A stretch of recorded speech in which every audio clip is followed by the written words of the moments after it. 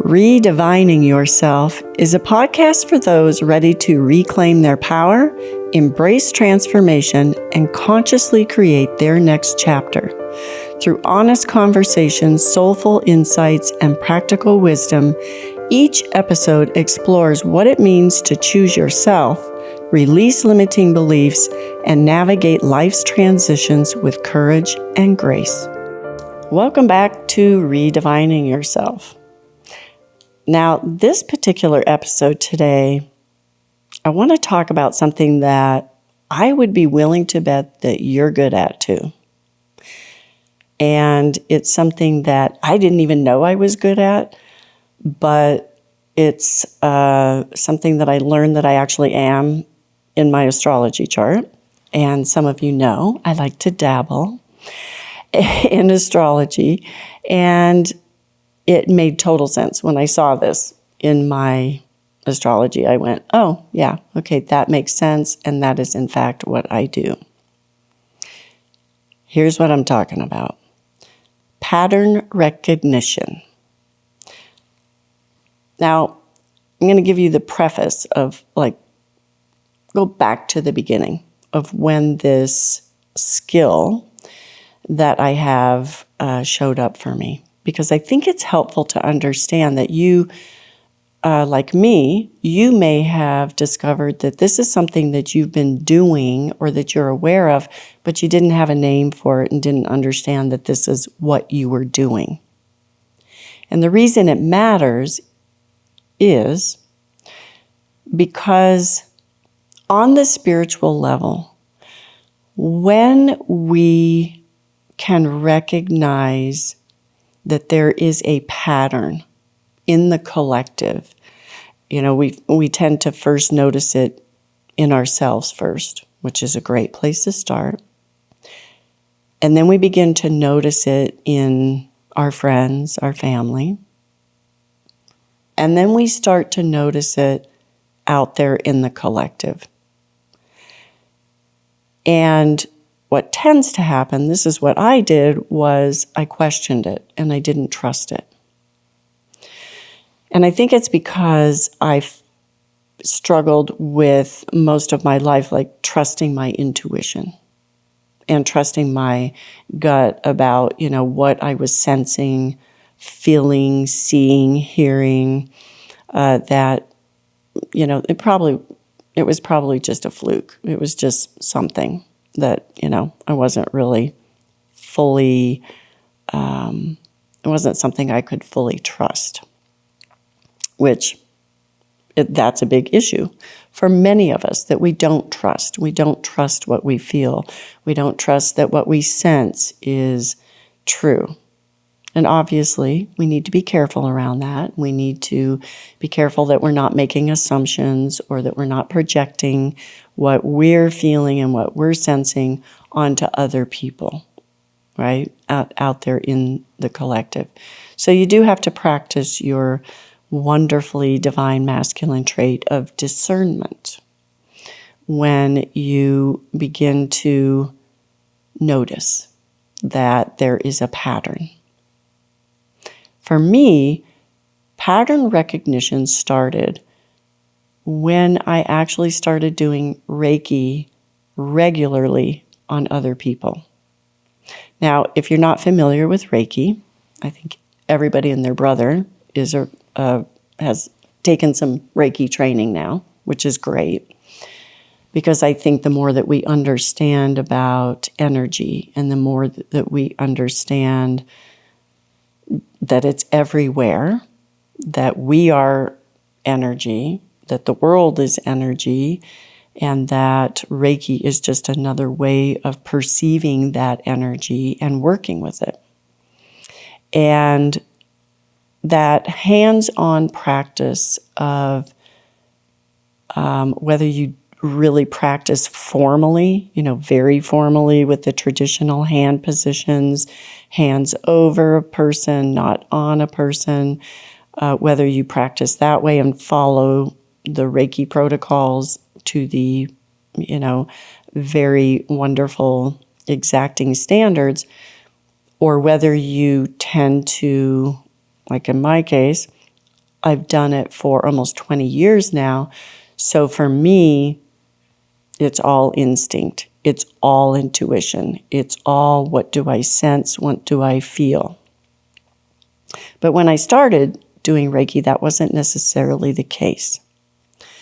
And my intention was to just practice on as many people as I could so that I could become more, well-versed in it, so that I could understand it more. And my methodologies have certainly shifted over the years. I play much looser, I'm going to be honest, with my Reiki practices now. But the one area I don't compromise in still to this day is doing Reiki on myself first and making sure that my energy and the way that I'm going to show up with a client is clear. And that's a word that I use, clear. I want to be clear where I'm not going to project onto them.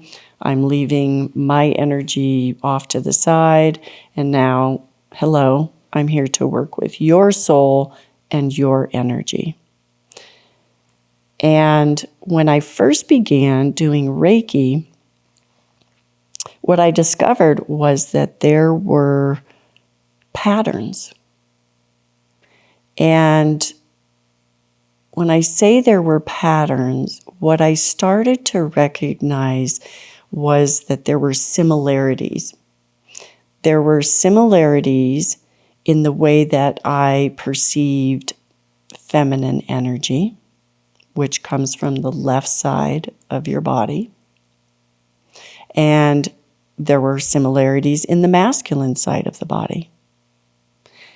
And if I can give you some descriptors around that, so for example, when I work with, I'm standing at someone's feet, the way that I perceive feminine energy is that the pattern is, and the similarities between almost every single person, I have yet to have that be different, is that I tend to feel their emotions. I can feel what they are feeling in their body. And not everybody works this way. And in fact, my Reiki mentor actually cautioned me against doing it this way.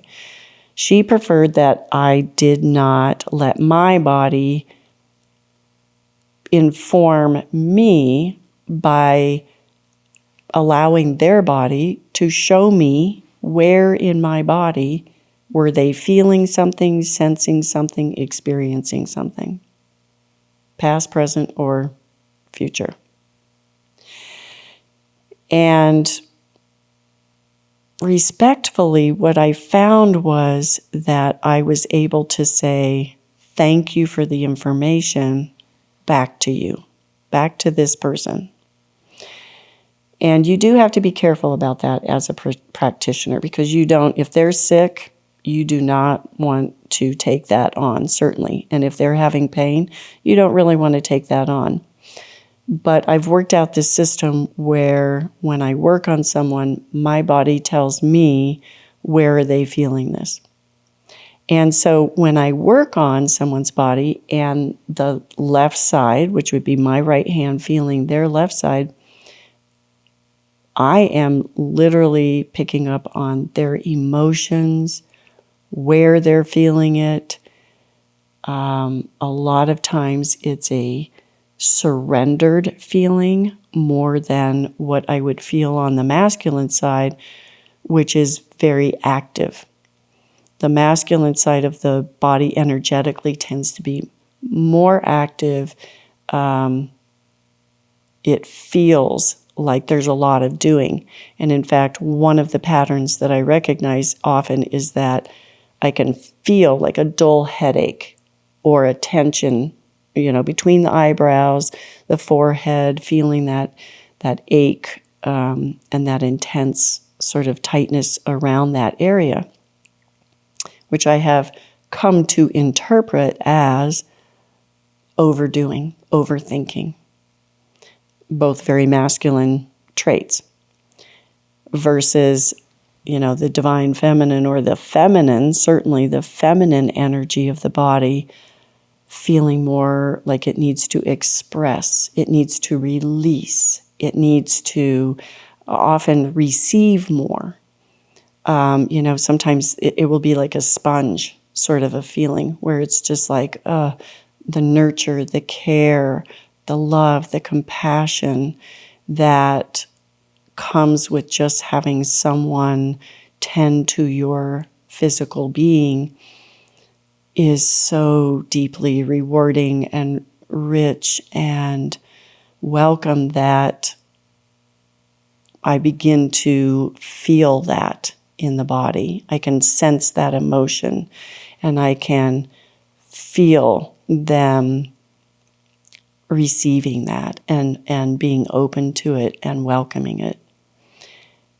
And so it sort of began that way, of me recognizing that, even to the extent that certain organs had certain movement patterns or desired certain movements.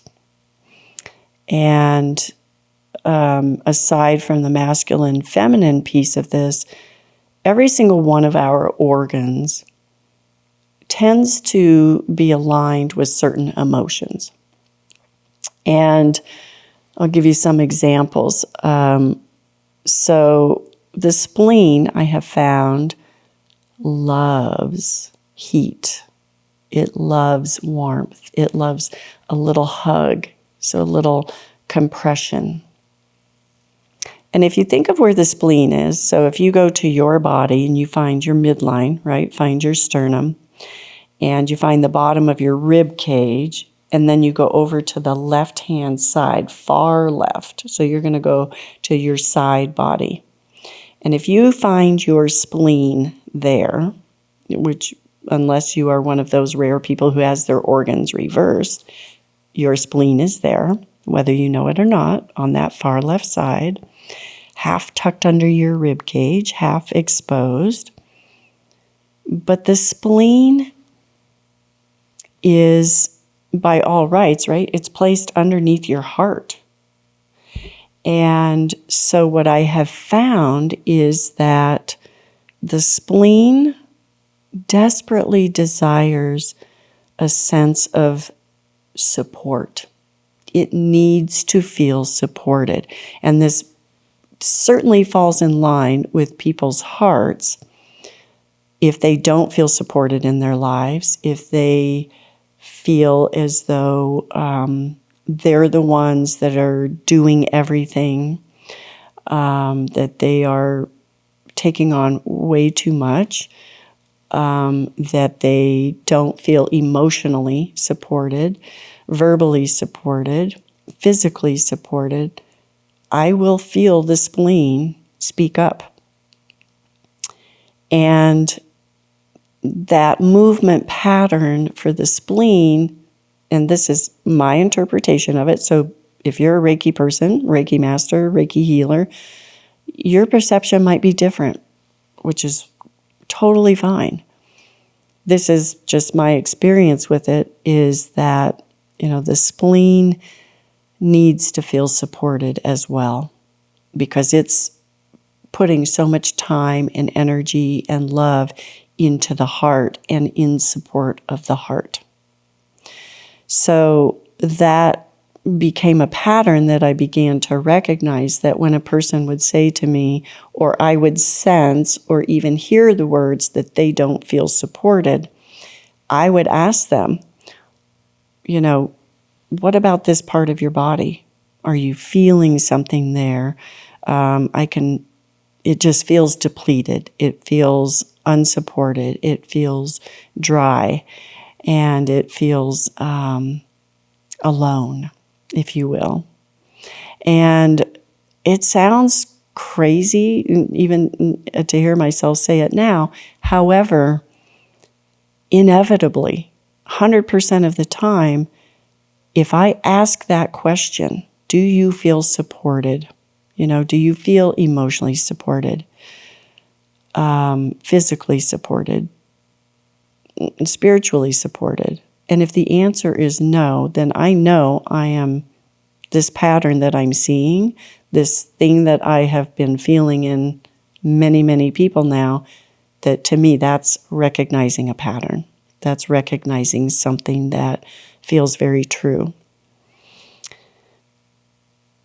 The liver, of course, that's a big one. That's an organ where we associate it most often with anger. I prefer to think of it as, because really your liver is very vascular, meaning it's got a lot of blood flow. It has a lot to do with your blood cells, and the spleen is doing one job with your blood cells, and your liver is doing another job. And to a large extent, yes, the liver is a filter, but it is in many ways an organ that we identify, or I identify, with digestion. If you think of it this way, right, we have a gut tube, and things come in your mouth, and then it comes down your throat, your esophagus, goes into your stomach. And so we have the initial digestion, which really the stomach is just breaking food down, and then it all gets sent to the liver. And the liver's job is to sort that whole mess out, all those things that you just ate and just drank, whatever it was that you took, that you ingested into your body. Your liver has to sort of go through the bin and figure out what to keep and what to get rid of. That's a monumental task. And for many of us, the pattern that I feel like is finally being named amongst body workers, amongst therapists, counselors, somatic therapists certainly. But I think that even in terms of our emotional vocabulary expanding, I think that what we're starting to recognize is that anger, to a very large extent, is really undigested, unprocessed, and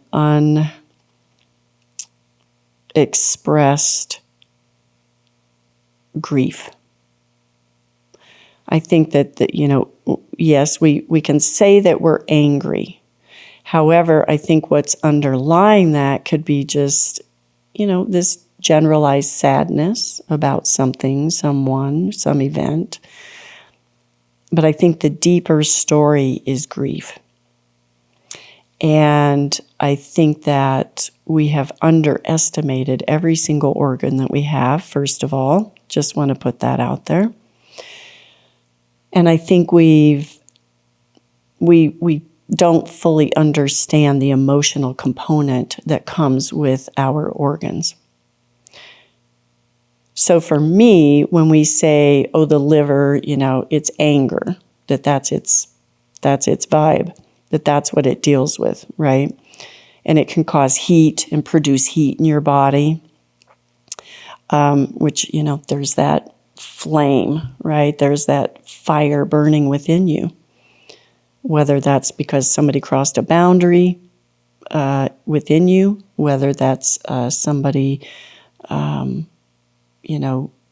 said something to you that hurt, whatever the reason being, that I think the unrecognized emotion behind it, because anger is easy. It's easy to get angry at something. The person in front of you, maybe right now as you're driving your car listening to this, it's so easy to just go to anger. It's so easy to judge somebody, at the grocery store, at the swimming pool, wherever. It's so easy to, quick to anger. We are quick to become angry at someone, something. But I think that there's so much more to that than what we even recognize or acknowledge, certainly. I think that grief is that thing. And if you've listened to my podcast last week, you can feel it in my body. You can hear it in my voice. You can hear the weight of that grief and the depth. And I think that it's something that we're just, I think our ancestors knew what to do with grief, and I think that we had ways of dealing with it, and we gave ourselves time and space to feel it and to move through it. And you never, sorry to tell you, if you are someone who is experiencing grief, because I know many people lost loved ones around the same time that I did, and there's another pattern to recognize. Because I think I talked to 10 people after my stepdad passed, and 7 of them reported that they had lost a loved one or a pet right around the same time, within a week. I'm talking about within the same week. And there's definitely a pattern there that I think relates to astrology. Not going to go into that right now. However, that pattern recognition of seeing that something is not only true for me, because, I'm moving through grief right now. And I recognize that in others as well. And I'm hearing it from other people. And certainly hearing it from other people on so many levels right now. It's this collective grief that we have not had the time, the space, the energy, the ability to name it and to be with it. And we don't know, we just don't make time and space for that now. Our culture now really doesn't allow that. But I feel as though there's a shift happening there. And I certainly witnessed it with the hospice people that we were dealing with, where, the old hospice that I knew when my father-in-law died, when my grandmothers died, it felt different because it felt like at that time they did give more time and space to having caregivers there to help the families. And what I witnessed and heard from those people in my circle who were also going through the loss of someone or a pet, that had shifted. It became a very hands-off process where it was, sorry, but the family really needs to address this and really take care of this. And we'll do our part and we'll come in. Now, I say that with a caveat because I loved our hospice team. They were amazing. And the needs and the level of care that my stepdad needed were exceptional. They were beyond what hospice is equipped for. It was more like a hospital setting, was probably in some ways more appropriate for him, but he didn't want to die in the hospital, and I don't blame him. And so there was this recognition within me of seeing this pattern of us as humans being so out of touch with death itself, with the process of dying, with our own death. That hasn't changed a lot in the years, since our ancestors were here. I feel like our ancestors were so much more adept and prepared to deal with death. And probably because there was a lot more of it, it seems like, and they had shorter lifespans. They could die of diseases very easily or accidents. And so perhaps they were just more prepared to deal with it than we are now. Whatever the reason, this skill of recognizing patterns when it relates to spirituality, can be as simple as, for example, driving here to the studio today. After the third green light that I got, I noticed there was a pattern. And that pattern continued. I stopped at one stoplight on the way here, and it was a minute, if that. I don't even think it was a full minute that I sat. It was all green lights, just, which, if you live in the world that I live in, that divine world where magic is everywhere, what it said to me was that Spirit was right there with me, giving me the green lights to come in here and do this thing. Now, as silly as that sounds, that's one way of recognizing a pattern, of recognizing that, and I think it's important because if we don't, let's say that, I have another great story about pattern about this, because I'm going to digress for a second. Bear with me. But I think it points this out even more so. So about 3 days ago, I was speaking with my mother, and she said to me, it's the strangest thing that I'm suddenly having all my light bulbs burn out.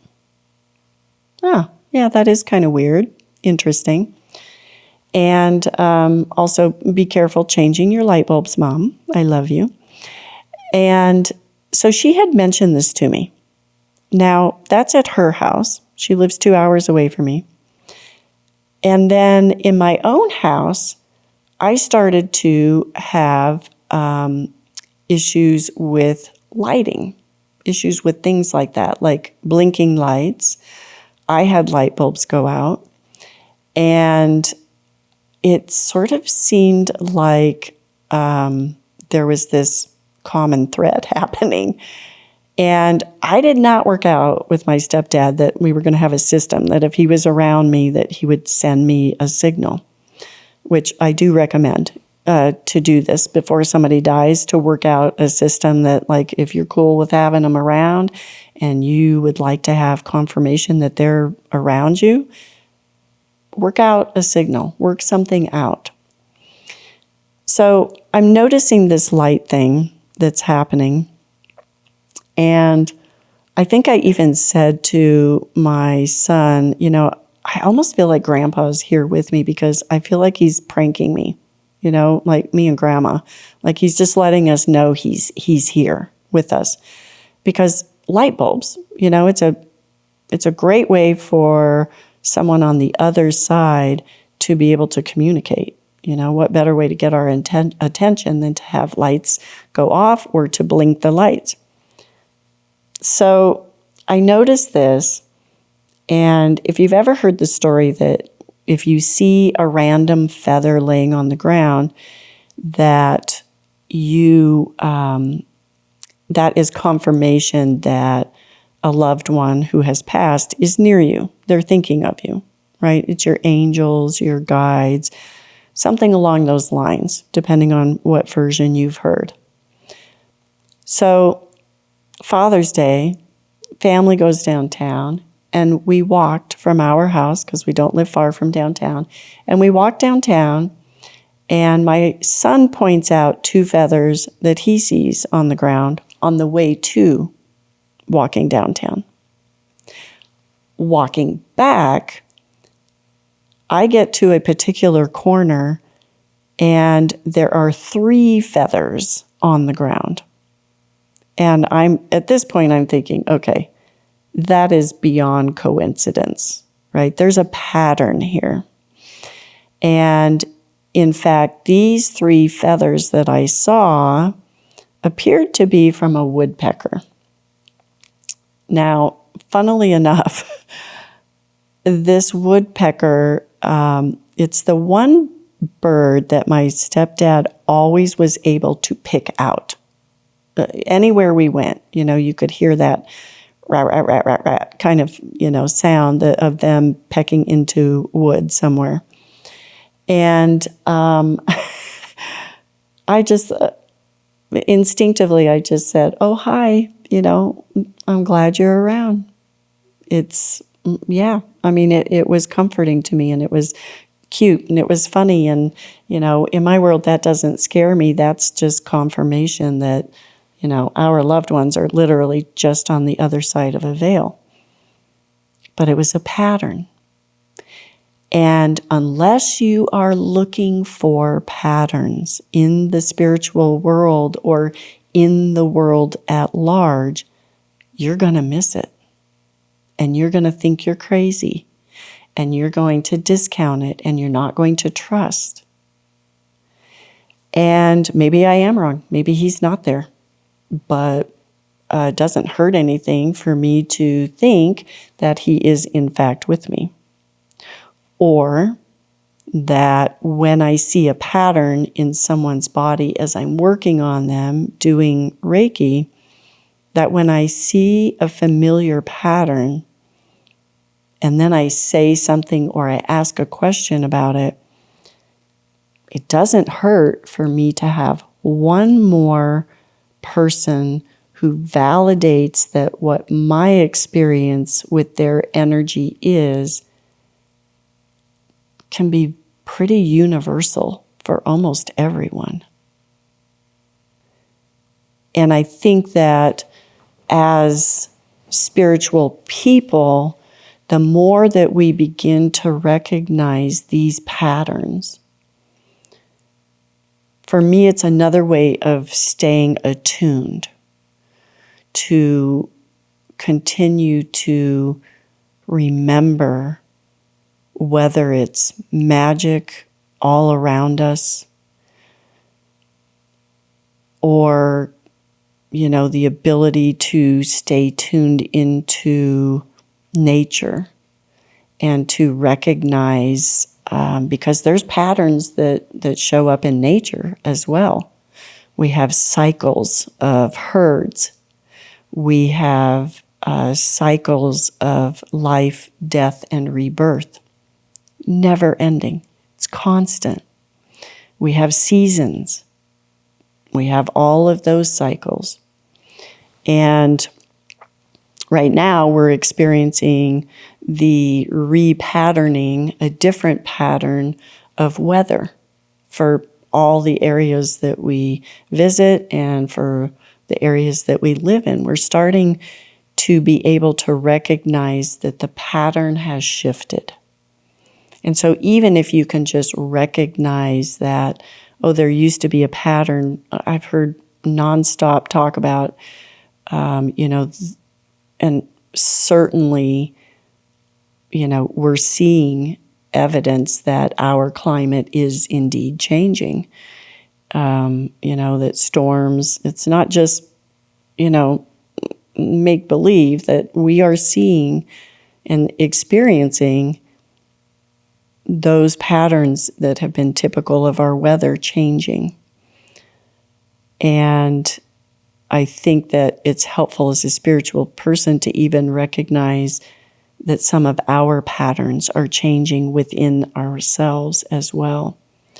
I think that the pattern of the way that we've had these biological, innate, very natural responses to stimulus, both in the animal kingdom and in the human realms, that for eons we've had these responses to stimulus, to events, to things that have happened in our lives, and we call them survival strategies. But the way that we tend to respond to people, things, events in our lives becomes a pattern. We unwittingly develop these methodologies of surviving, of navigating our way through some difficult terrain in our relationships and in our jobs and in our careers and, just our emotional states of being. And It's only when we stop to recognize the pattern. Because I don't know about you, but for me, some of those survival strategies that I relied upon when I was younger aren't working for me anymore. I would love to be able to completely do away with fawning, for example. And if you're not familiar with fawning is a very sophisticated type of survival strategy that many of us know, where we've had to negotiate, navigate, placate, mask up, soften, pretend. It's a form of us trying to make sense out of something in the moment that makes us feel very unsafe, or even just slightly unsafe. And I got really good at fawning over the course of my life. And if you are someone, conversely, who may be fighting, fight, flight, freeze, or fawn, if you are one of those fight people, when you are provoked, when something happens to you and you have a certain response, which is to lash out, which is to say what you feel unfiltered, which is to, physically react to something that somebody says. I'm guessing that if you could choose differently in that moment to respond differently than fight, that I'm guessing you would like to try that and see if it works a little bit better for you. So I say that pattern recognition is really valid and valuable because it's usually within ourselves where we see it first, we feel it first, and it's the best place to start to recognize where I might need to make some shifts, some adjustments. If you are someone who is a chronic doer, if you are going all the time, doing all the time, nonstop, and yet you are exhausted and overwhelmed and sick and tired of, just going through the motions, maybe even, dealing with some health issues because of all of your doing and going and overthinking and all of that stuff, that's a pattern that you may want to pause and recognize and ascertain whether that's actually working for you anymore or not. It's a great thing to become aware of, because I feel like when we talk about spirituality, there are so many patterns that we are not even aware of in nature, in ourselves, in other people. And it's only when you can feel it happening in somebody's body other than your own that sometimes wakes you up to your own patterns. And that was the case for me, because when I started Reiki and I could feel it and sense it and have it validated in another person, I began to notice within myself, is that pattern the same for me? Does it hold true for me? And that's interesting. What do I do with that? Because it's one thing to recognize there's a pattern, and it's a whole other thing to shift or to change that pattern. To say, okay, and this is a perfect example, I think, that when we see that pattern of, I can't tell you how many women I've had get on my table and they have been doing so much, overdoing. They're not in their bodies, constantly exhausted, overworked, feeling resentful, bitter, even angry, all those things, and so off of their balanced, any sense of balance in their body, that, that is always a good reminder of like, okay, where am I doing the same thing? And how do we get to balance? Because that's the one thing I know about our bodies, is that they're always seeking balance. It's the most natural state. The yin and the yang, right? We want and we need, our bodies and our minds and our hearts and our souls desire the balance. And it's through those patterns that they speak to us of where those imbalances lie. And I think we're seeing it massively on a collective scale right now of how out of balance we are.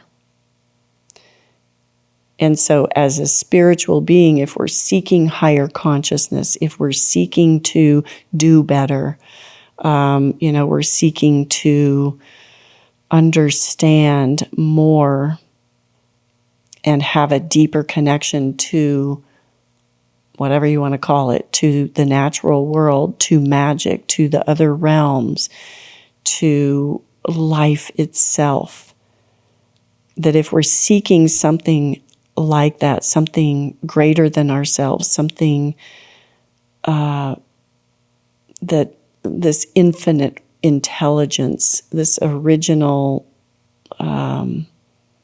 state that we came into this world with, is still there for us, but on a spiritual level, it's hard to maintain that balance. It's hard to be in the chaos and in the way that life is, particularly of late, and to find that balance of being. It's that old story, right? Like, you're not a human doing. You are a human being. And I say that with a B-E-hyphen-I-N-G. Because your being is probably not doing enough being. That's just how out of balance we are. The focus is always on doing, not being. And every single body I have tapped into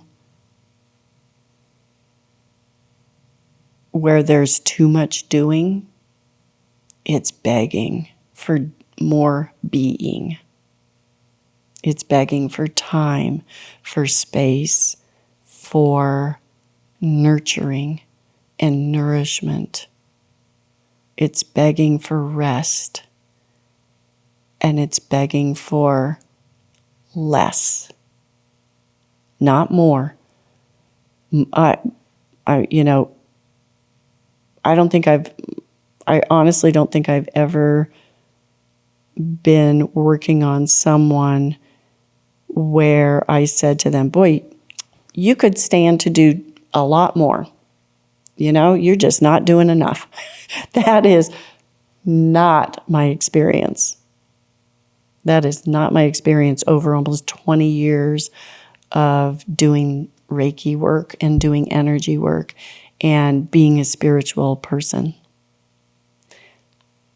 It's that, I probably will not get this right, but, it's like the gravestone of, like the poor guy who died of, working too much. And, it certainly wouldn't be on his gravestone if he said, gosh, I sure wish I had worked more in my life. That's rare. I don't think I've ever, I just don't know that that's a thing. I feel like we all do a lot. And I'm sure that there's exceptions out there. There are people who, maybe could stand to do more, but I feel like they're doing so much internalizing that that's where the efforting is, that they have so much resistance, and maybe their bodies are so exhausted that they literally just can't do anything. That's been more my experience than meeting somebody who, I feel as though I need to say to them, boy, you better get to doing more. You're just not doing enough. That just doesn't happen.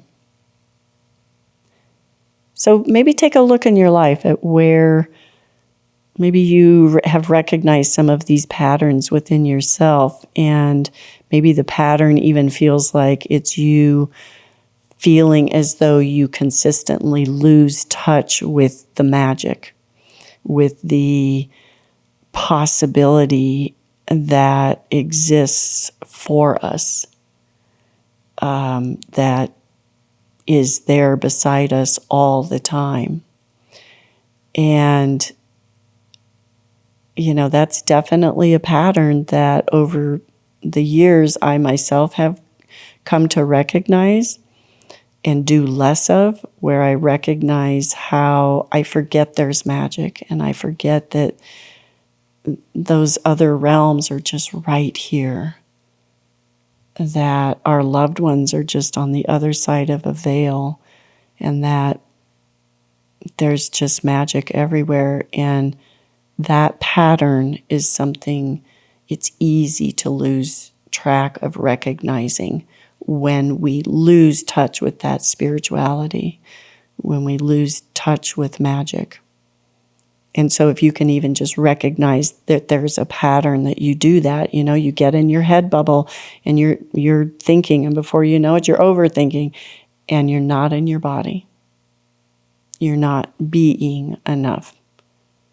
And I really feel like it's mostly in the being where we can access the spiritual world, the spiritual side of ourselves. That's why there's meditation. That's why somatic therapy works so great. Less doing, more being. That's why, there's yogic practices, even though I think they become over-westernized, and more doing has taken over the being side of it. But I feel like that's our balance to bringing back more spirituality into ourselves, is to recognize the pattern of overdoing, overthinking, or just a little bit of, out of balance in terms of doing and being.